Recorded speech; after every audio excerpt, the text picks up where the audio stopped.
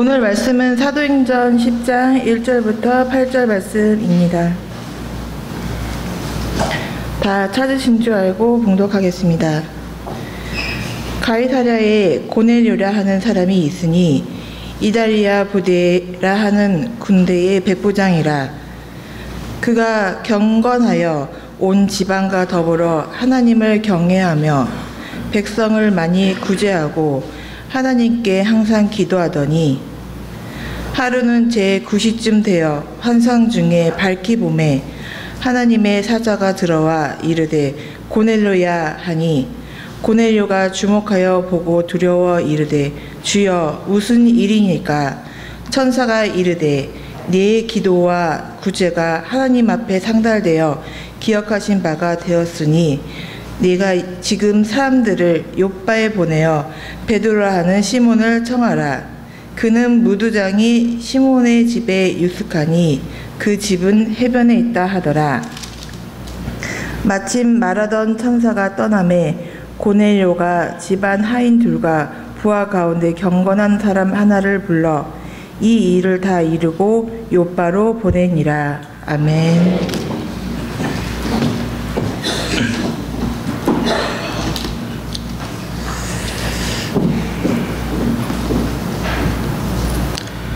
그 1980년대 후반에 하스데반 선교사님이 All Nations 전하세 예수라는 그러한 찬양팀을 만들었습니다.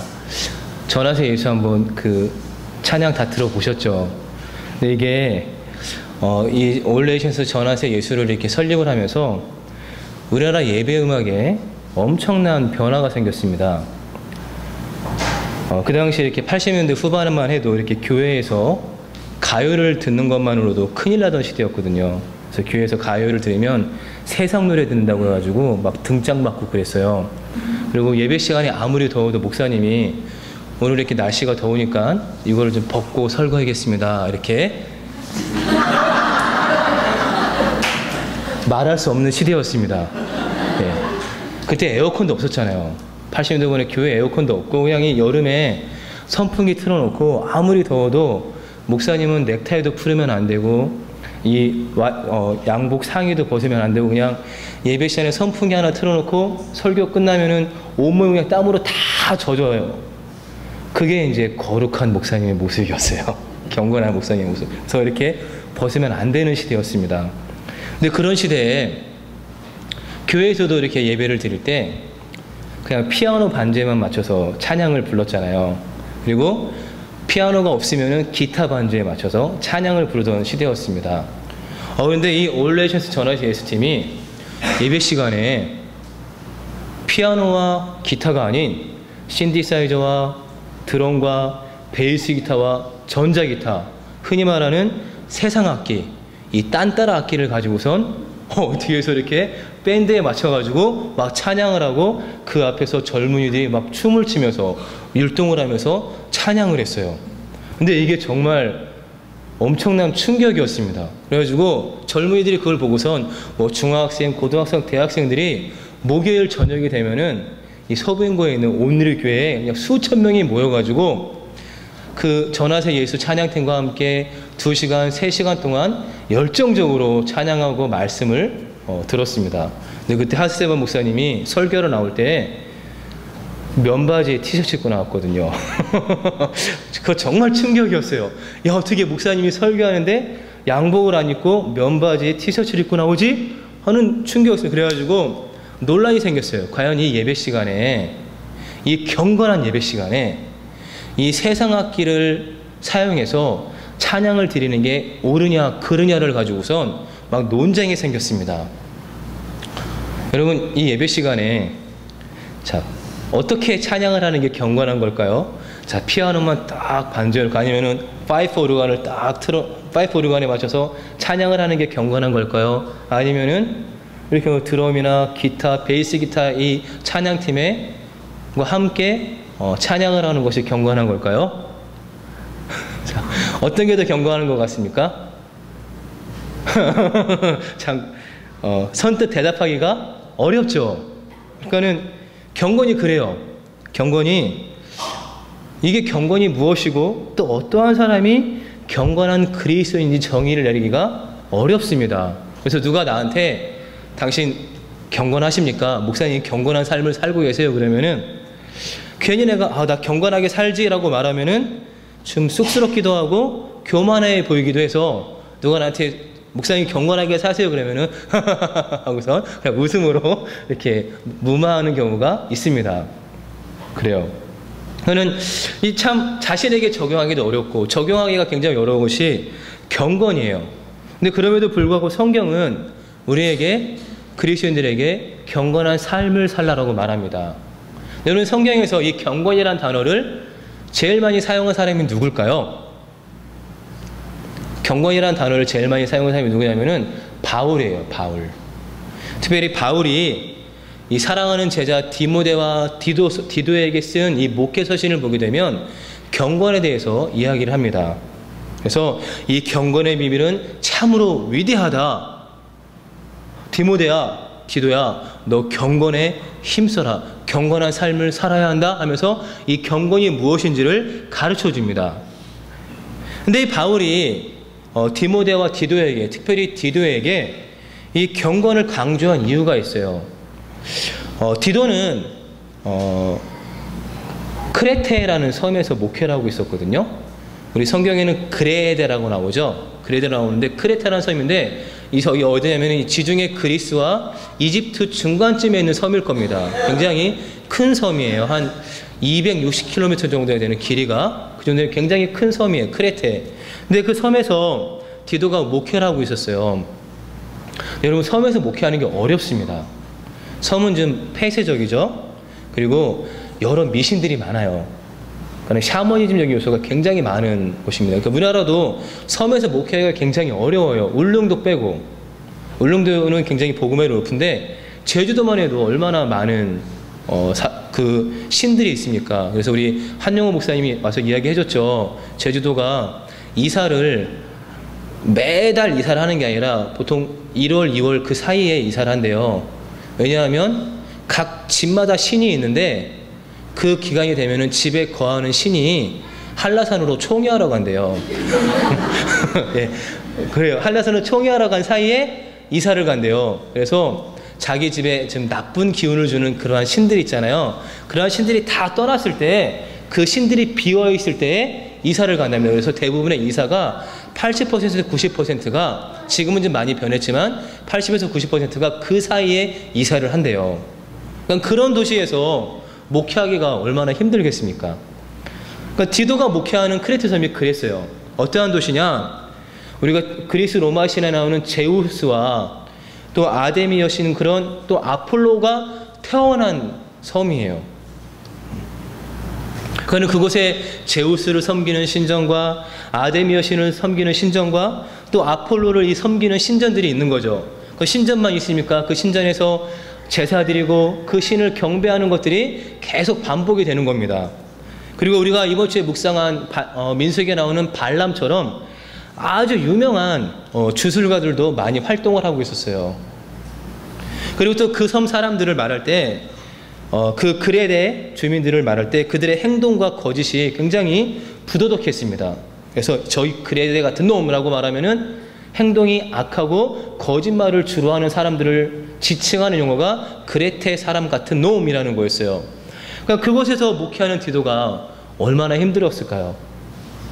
그는 경건과는 거리가 먼 크레테에서 목회하고 하고 있는 디도에게 이 바울이 경건이 무엇인지를 가르쳐 주는 거예요. 그러면서 디도야, 네가 지금 크레테에서 목회를 하고 있는데 먼저 목회자는 경건한 삶을 살아야 된다. 어디에서? 가장 먼저 가정에서 경건한 삶을 살아야 된다는 거예요. 가정에서. 자, 여러분 목회자는 어디에서 경건한 삶을 살아야 돼요? 교회에서. 그렇죠? 이 보이는 강단에서 경건해 보여야죠. 근데 바울이 말하는 경건은 가정에서의 경건이에요.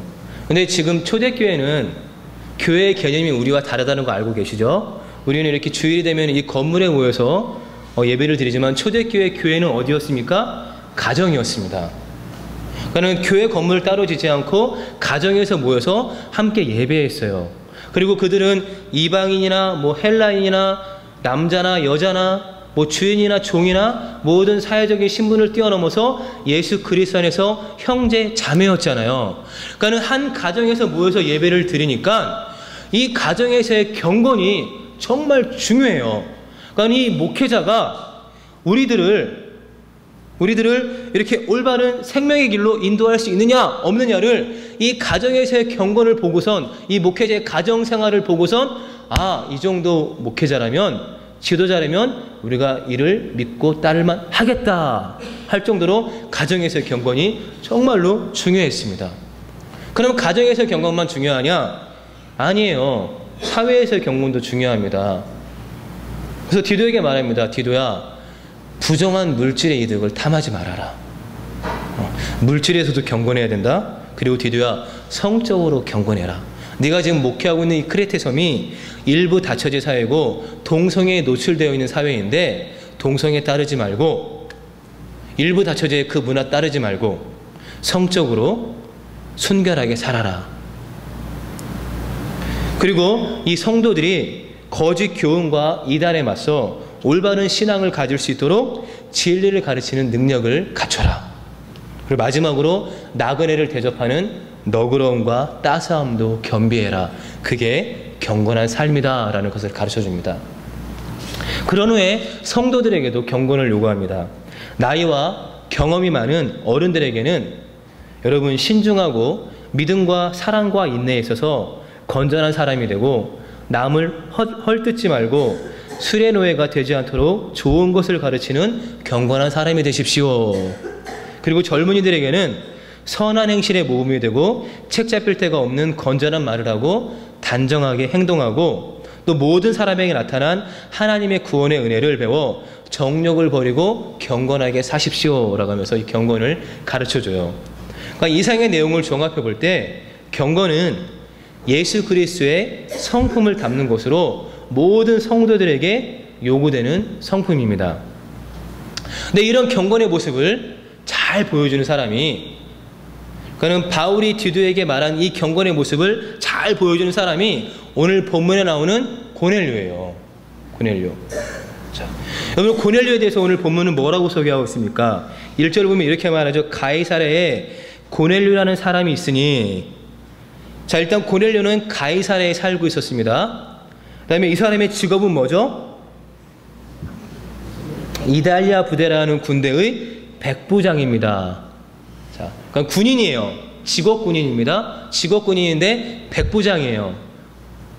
백부장이 뭐냐? 당시 이제 로마는 한 6천 명 정도의 사병들로 한 개의 군단이 구성이 됩니다. 그럼 이 군단이 8개에서 10개 정도의 대대로 나뉘어요. 그러면 한 개 대다가 6개 이렇게 백인대로 나뉩니다. 그럼 이 백인대를 이끄는 대장이 백부장이에요. 그러니까 자기 밑에 약 80명에서 100명 정도의 부하들이, 사병들이 있는 거죠. 지금으로 말하면은 주임 원사, 상사쯤 될까요? 직업군인이니까 완전히 소위로 시작하는 그런 장교는 아니고, 아무튼 뭐 중대장이라고 할 수도 있고 아니면 상사라고도 할 수 있는 그러한 직위가 백부장입니다. 근데 백부장이 정말 로마 군대에서 중요한 핵심이에요. 그러니까는 군에서 한 15년 정도 이상을 복무해야 백부장이 될 수 있습니다.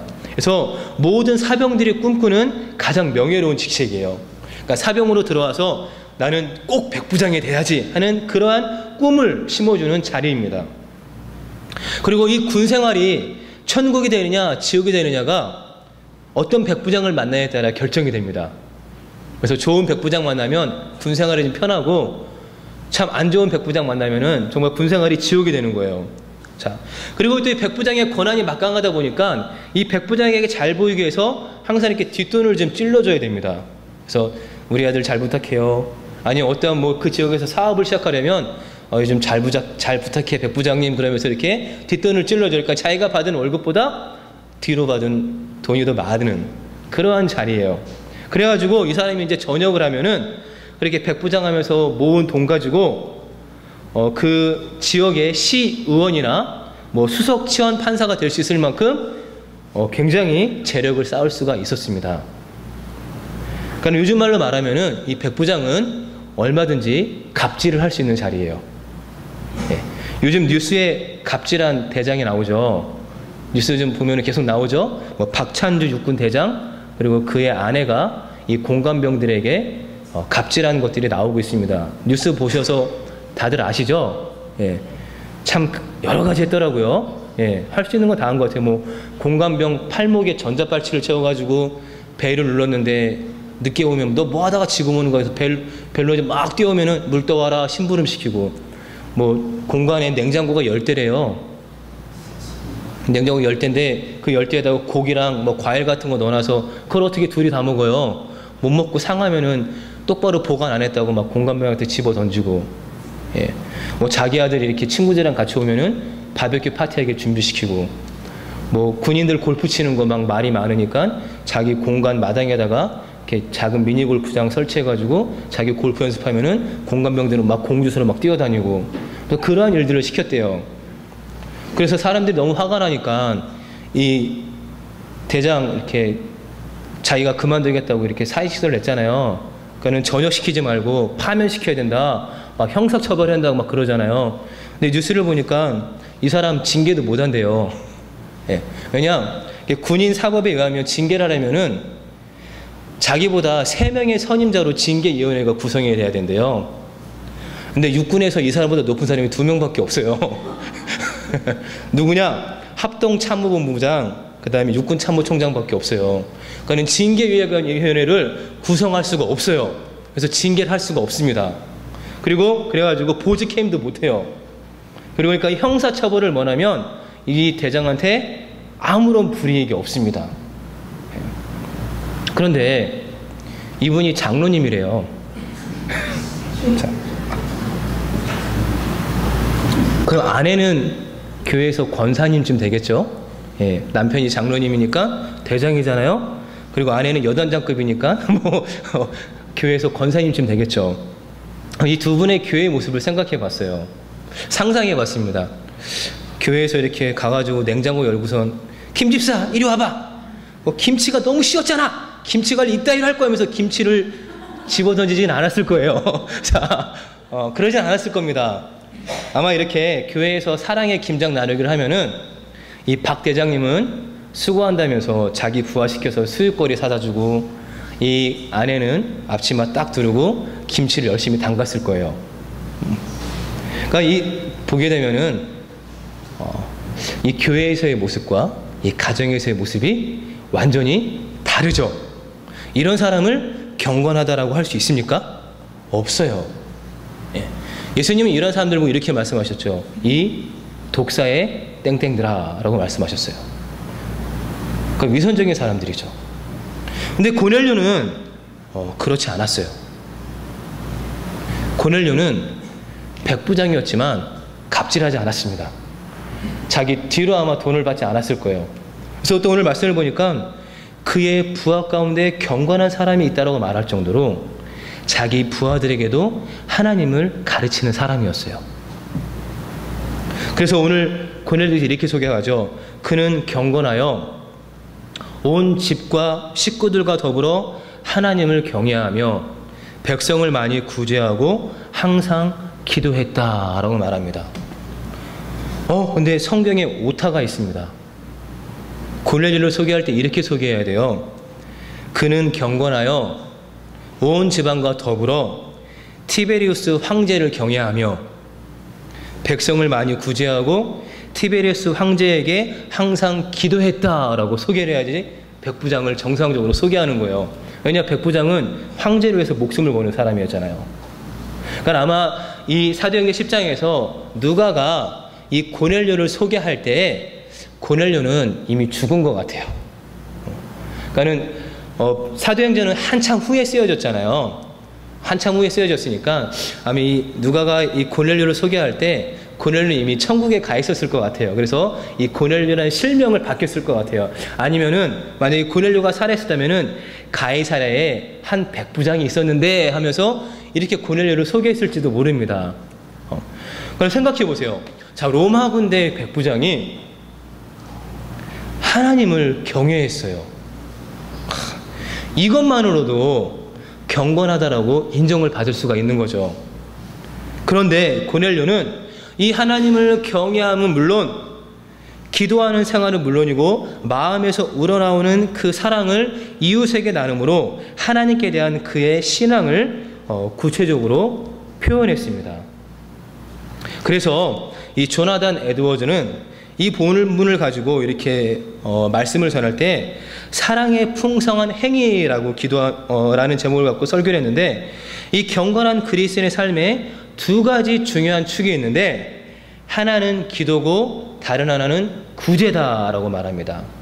그러니까 내가 경건한 사람인지를 보여줄 수 있는 것이, 내가 경건한 사람인지를 증명하는 것이 두 가지가 있는데 하나는 기도고 하나는 구제라는 거예요.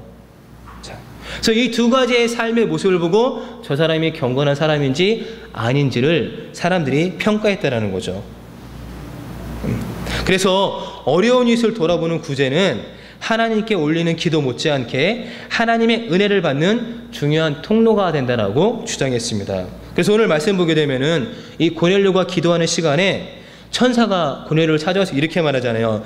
내 기도와 구제가 하나님 앞에 상달하여 기억하신 바가 되었다라고 말합니다. 그러니까는 고넬료가 이 기도하는 삶과 이 구제하는 삶을 살면서 경건한 삶을 살았는데 하나님께서 그 모든 것을 받으셨다라는 거예요.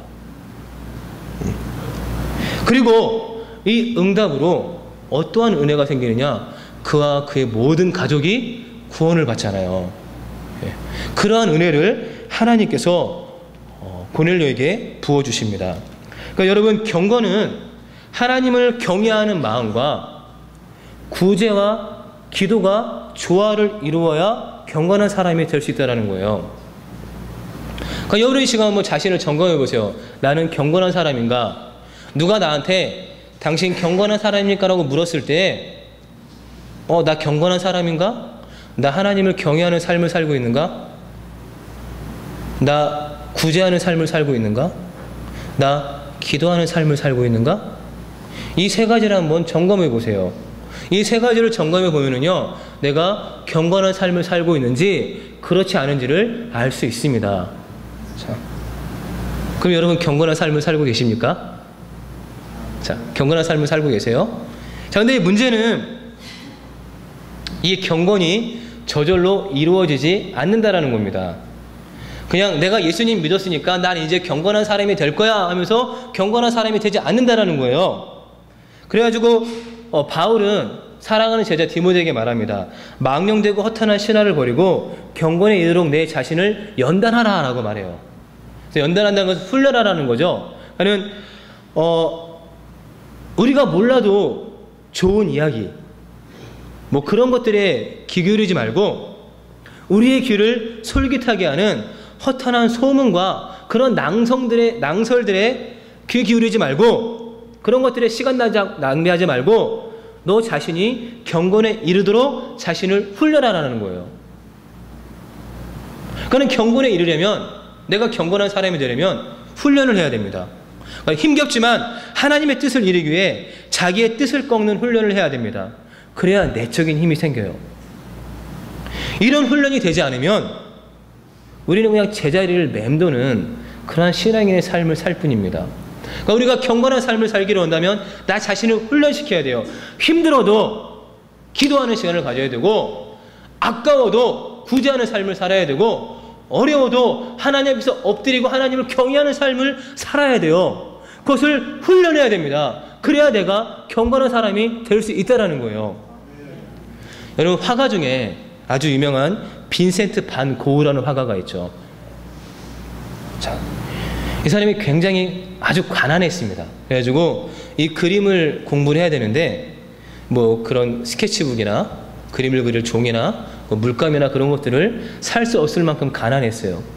그래서 동생 테오가 그것을 이렇게 준비해가지고 형에게 이렇게 그 그림 공부를 할 수 있는 물품을 보냅니다. 그러면서 형한테 참 자기가 이렇게 물품 보내니까 뭐 한마디 해주고 싶잖아요. 그래서 이렇게 한마디 딱 썼어요. 형, 열심히 노력해서 절대 평범한 화가가 되면 안 돼. 그래서 딱 한 줄 딱 그래가지고 편지를 보냈습니다. 그리고 편지를 받은 고흐가 동생한테 이렇게 답장을 했어요. 그래, 열심히 노력하라는 너의 말이 전적으로 옳다. 나 자신이 할 수 있는 데까지 열심히 노력할게. 가바르니가 말한 대로 반드시 하루에 선 하나라도 긋는 훈련을 할게. 그러니까 여러분, 하루에 선 하나라도 긋는 훈련이 고을을 위대한 화가로 만들었듯이 우리가 이런 근기를 지니고 경건에 이르도록 자신을 연단하면 우리도 고넬료처럼 하나님을 경외하며 어려운 이웃을 구제하고 항상 기도하는 경건한 사람으로 불릴 수 있다라는 겁니다. 우리들이 좀 경건한 사람이 되었으면 좋겠습니다.